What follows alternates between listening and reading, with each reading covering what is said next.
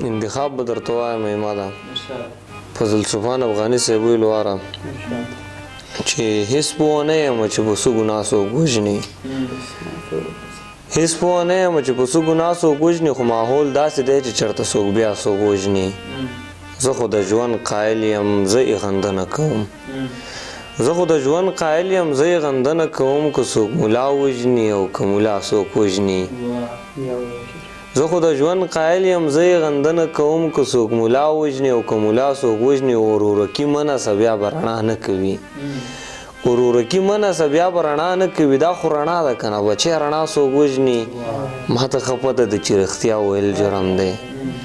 ما ته ښه پته ده چې رښتیا ویل جرم دی ما ته ښه پته ده چې یو ورځ به ما څوک وژني ستا نه بغیر زندګي څه بېمانۍ غوندې ده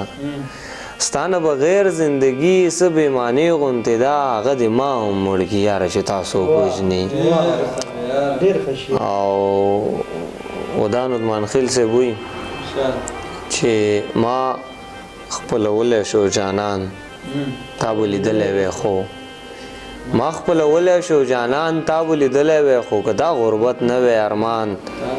تا به لیدلی وی خو غلط په ولې تلو کاروان تا به لیدلی وی خو که زه ترې مخکې وی روان تا به لیدلی وی خو غلط په ولې تلو کاروان تا به لیدلی وی خو که زه ترې مخکې وی روان تا به لیدلی وی خو محبوب څه چې کېږي دا د بېوسۍ نه کېږي ګنې نو څه شی دی پیزوان تا به لیدلی وی خو محبوب څه چې کېږي دا د بېوسۍ نه کېږي ګنې نو څه شی دی پیزوان تا به لیدلی وی خو او په محبت کې تا به ما اړو ازمیښت ونه کو په محبت کې تا به ما اړو ازمیښت ونه کو چې زما څومره و ایمان تا به لیدلی وی خو او دواړه که یو نشو نو چرته وځو چاله وځو کیمور صاحب وایي دواړه که یو نشو نو چرته وځو چاله وځو ځان له به ځان له زه یې ګورو ژړاله وځو بس تیز غم مه کوه نور ټول انتظام مې کړی ته خپله غاړه غوټه وتړه بېګاله وځو او چوپو چوپیا د غاړه را خو پام چې غږ ونه کړي جلال امرخیل صاحب وایي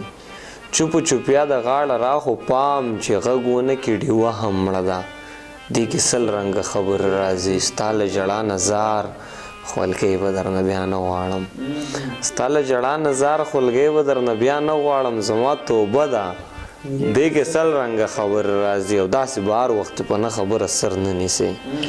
داسې به هر وخت په نه خبره سر نه نیسي دا یارانه ده دې کې سل رنګه خبر راځي او جلاله ته د لیدې خپل عمل نه ولې نه اوړې جلاله ته د لیدې خپل عمل نه ولې نه اوړې جینۍ وړه ده دې کې سل رنګه خبر راځي اخر کې به خپل یو دو شعر ووایم بیا به اتفاق وکړو چې نه داسې نه وه چې په زړه باندې زه سخت وم خو